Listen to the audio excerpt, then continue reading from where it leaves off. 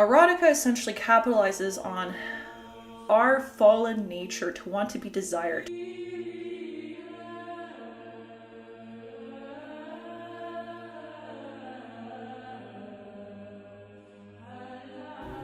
Hello everyone, this is Mother Anna from the channel Living Orthodox, and today I'm going to be talking about erotica.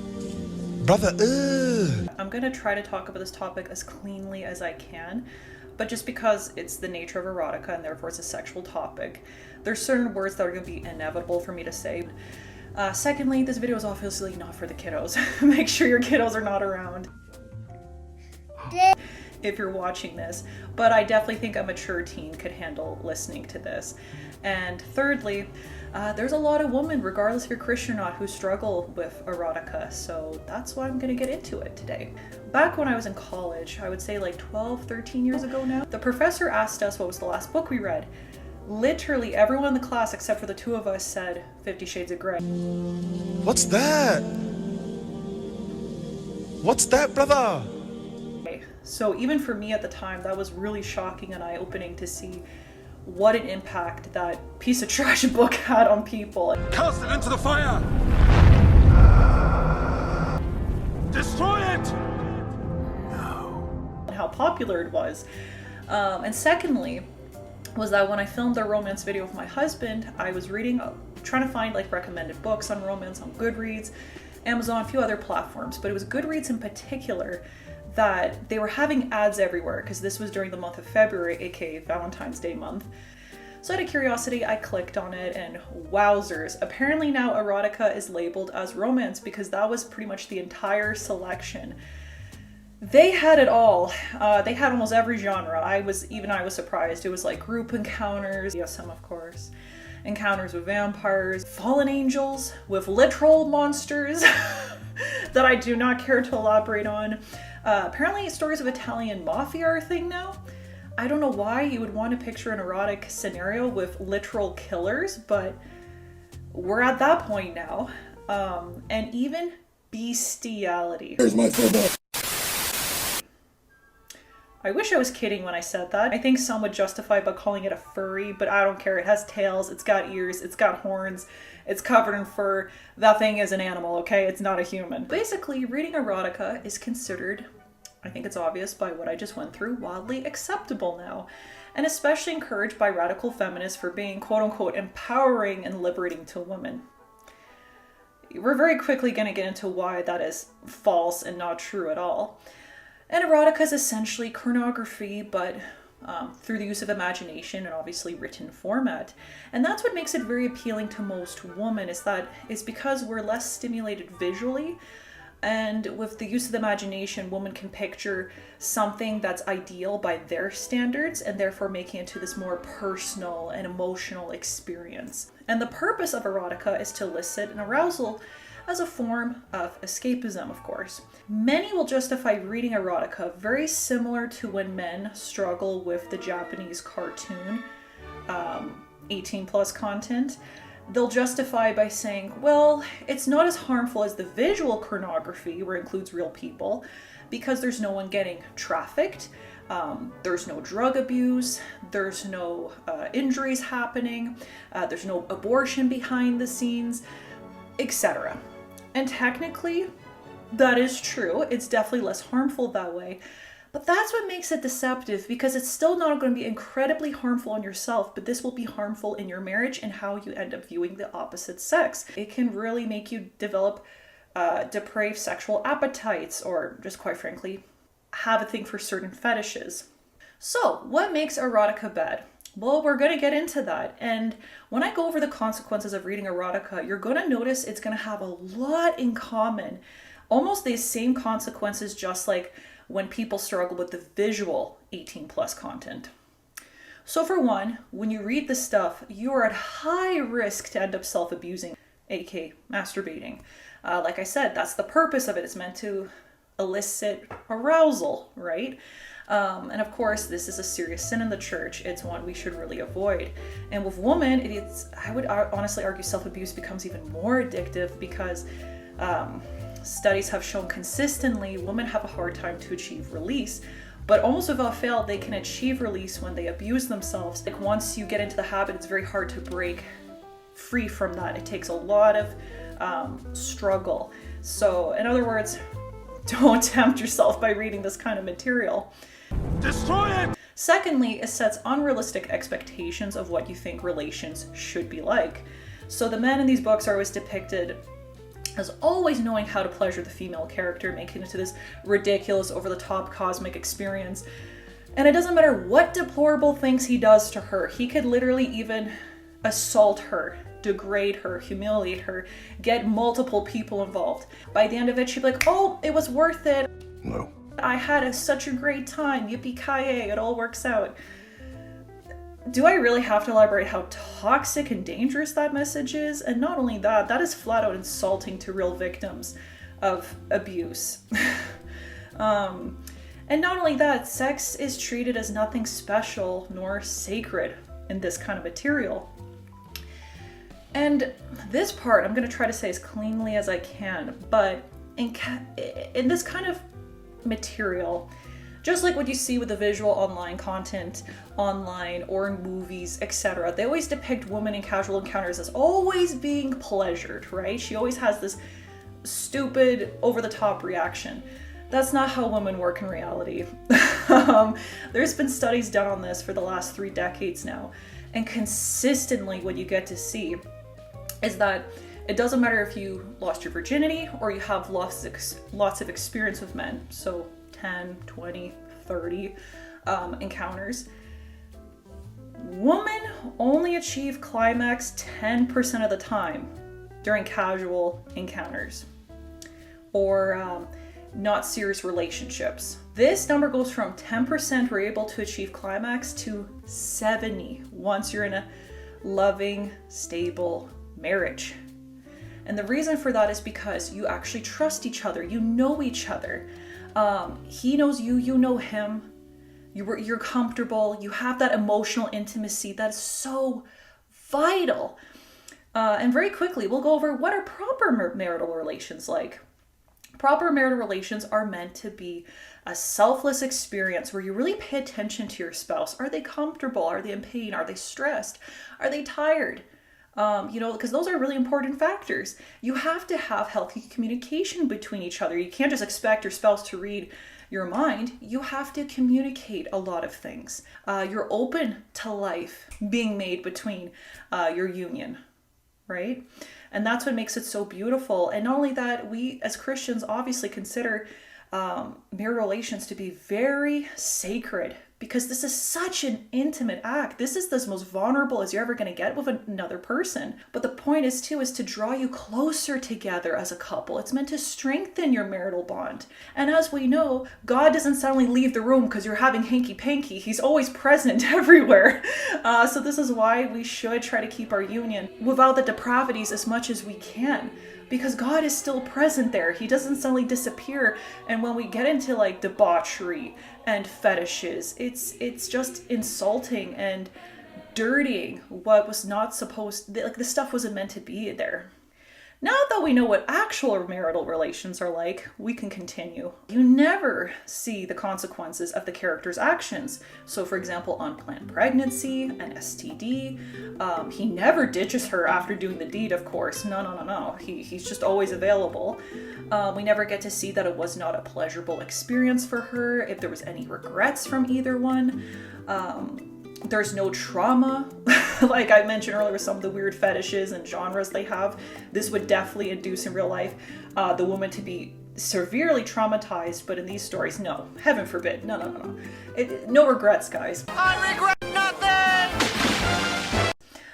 And there's no message of stranger danger. Like, this man could be very unhinged. He could be unstable. He could be a psychopath for all you know. I mean, that Italian mafia one I just went over. I mean, this is a man. Why on earth would you want to be intimate with him? He's a killer. Who knows what he could do to you, right? These scenes are so gratuitous and over the top. Like, the women are practically depicted as being nymphomaniacs. It's honestly gross. To summarize, it's just a really gross, raunchy mess. And of course, when you read erotica, it can change how you view men.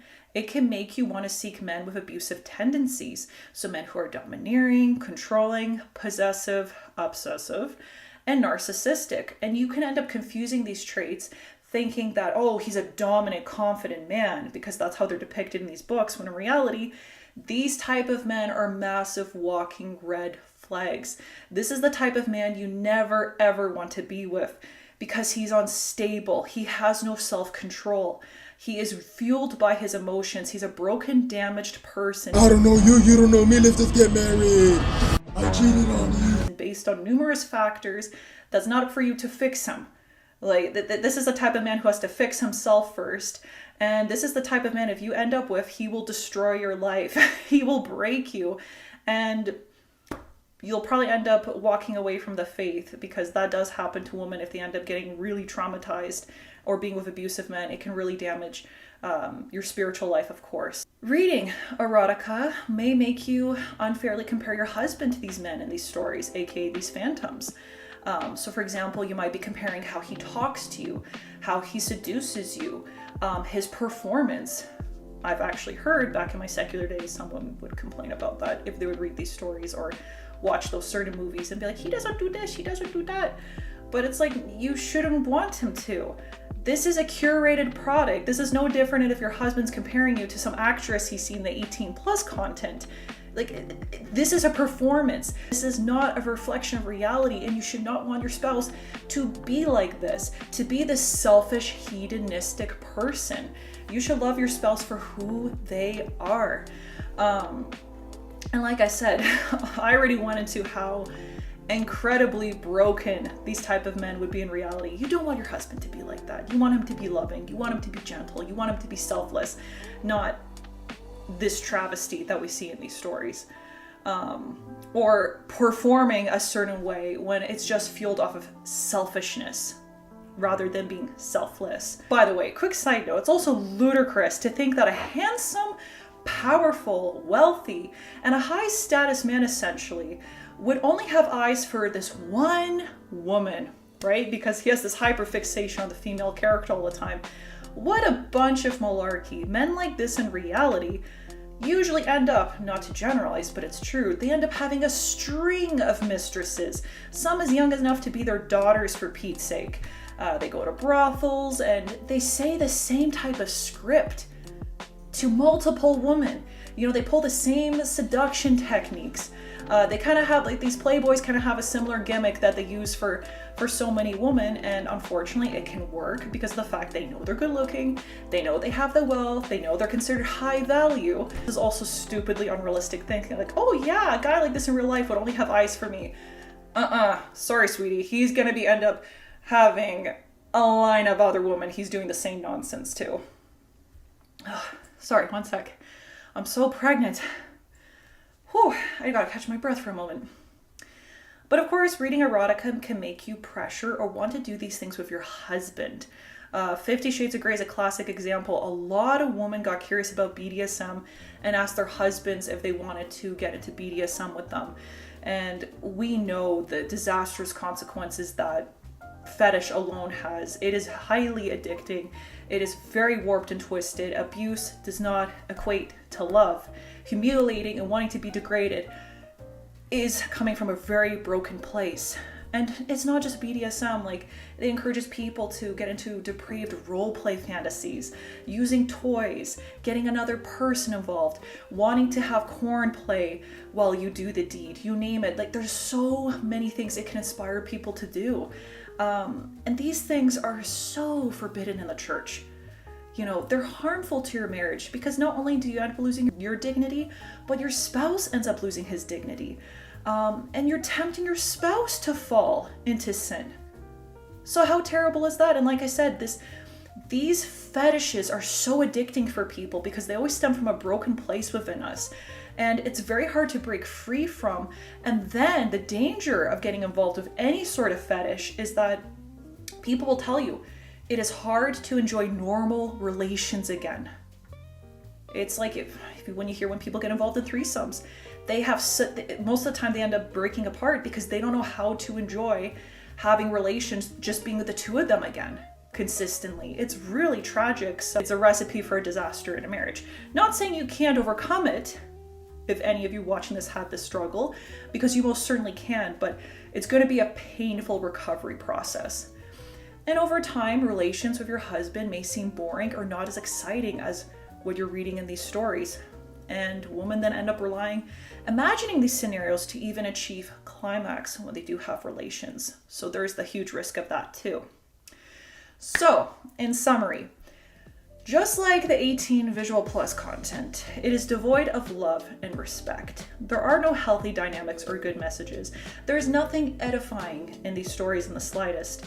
They just encourage the readers to give into their passion of lust, not think about consequences, to go along with any fantasy no matter how depraved it is, and eventually with repetitive and prolonged exposure, lead the reader to normalize this type of content and seek more explicit, hardcore material.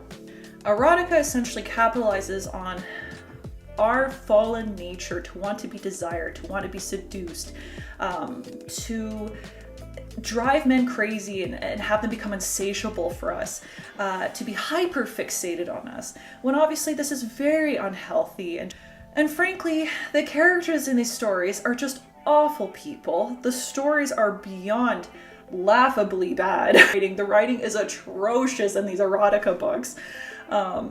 This is not high literature, that's all I can say. They're selfish, shallow, shameless people in these books. The way these characters are depicted, and sex is treated as transactional and the greatest good. Nothing else matters. It's just a waste of time, to be honest. So, how can I overcome this struggle if this is something, you're having a really hard time letting go of? I would definitely say get rid of the books. First thing. So burn them ideally, bury them, put them through a shredder, recycle them, throw them into the garbage, do what you have to do, just don't donate them because you don't want to spread this nonsense to other people. If you have them on your Kindle device, delete them ASAP. And if you go on websites that have this type of material, because I know there's like porn websites, you can read erotica, even I think message fictional characters through an EI, something like that. Definitely get a porn app blocker and block these websites. You really have to protect yourself by getting rid of the temptation, right? That's the first thing to overcome this. You have to do everything in your power to get rid of it. And secondly, have an accountability partner, someone you trust and are close to, someone you're going to feel comfortable to tell them, hey, I had a fall, or I'm close to having a fall. I'm really struggling, and they can help you and support you. And join a support group for women who struggle with this addiction or something similar, if you have any in your area, or maybe you can find one online. It's also important to find motivation. So have your marriage be a motivator, your spouse be a motivator. You don't want to commit this form of adultery with him, because Christ himself said anyone who looks at a woman with lust in his eyes has committed adultery in his heart. The same thing applies to this, ladies. When you're picturing these phantoms and you're getting aroused by them, it's a form of adultery, and you really don't want to be committing that. It is wrong. We should only be thinking of our husband and be fully present with him when we have these relations. So really fight for your spouse too. Be like, I don't want to fall into this anymore. I want to do this for him, right? And of course, you also want to do this for God. I already went over how marital relations are meant to be sacred and this beautiful act, not with this depravity. And you want to put God first, right? Have God be your motivator. And of course your children. You don't want your kids to one day stumble into when mommy's reading, right? Because just like when you hear kids, when they stumble into what daddy was looking at, they can end up getting curious, looking the stuff up online, and become addicted themselves. So you don't want, or not necessarily even getting them addicted to the stuff, but they'll end up looking at you not the same way. They're going to be quite disturbed, and it's going to give them a complex. And focus your attention to healthy romances out there with good characters, well written, and with good dynamics. See the beauty in their innocence and the genuine love they have for each other. In the last romance video, there was people who left great suggestions, because personally I don't read and watch a whole lot of romance because I'm notoriously picky, but there's some great ones that people mention, like Studio Ghibli films. I think there were some Jane Austen books. I really like the movie Pride and Prejudice. It's got the tropes where he's handsome, good looking, blah, blah, blah, but it's so good at the end. It's actually romantic and beautiful, and it has a good message. So find stuff like that. And of course, as always, consult your priest. Ask him for help. Ask him for counseling. If for whatever reason your priest is not comfortable, or he just struggles to because he didn't grow up in the era where this was like this widespread, because that happens, you know, a priest can't be a jack of all trades, like I've mentioned a million times. See if you can find another priest. And if you can't, consider then going for therapy and counseling. Find one who has experience dealing with women with sexual addictions, and they, you know, someone you have a good rapport with too, and they can help you overcome this. Because you have to have the humility too to seek help outside of the church. There is nothing wrong with that. There are many times we have to, and you shouldn't feel ashamed to do so. Because like I said, you really want to save yourself, you want to save your marriage, and you want to save your children, and you're doing this for God. So don't be afraid to seek help. Anyways, that's all I have to say for today. Thank you for watching as always. Please like, share, and subscribe, and support the Patreon if you wish to, or leave a comment down below of any other videos you would like to see in the future. There was something else I was going to say. What was I going to say? Oh, yes. Thank you so much to each and every one of you who has donated to the GoFundMe. My husband and I are beyond grateful, especially with how pregnant I am. I can't express just what a relief it is that we know we're going to be okay for the next few months. And we're just so thankful to your support throughout the years. And it means so much. Like, I know it sounds cheesy, but I'm not the best with talking, obviously. My husband is the one who's good at that. But I just want you to know we're really grateful, and thank you so much. It's been such a blessing for us. And for those of you who couldn't donate, thank you for your prayers to my father-in-law, Vasily, because the doctors were saying they thought he was likely going to die, but he has miraculously recovered so well. So it's thanks to all of you for your prayers, and again, we just feel so blessed. So anyway, that's enough of me rambling. Just thank you so much for everything, and God bless you all, and we'll see you in the next video. Take care, everyone. God bless. Bye-bye.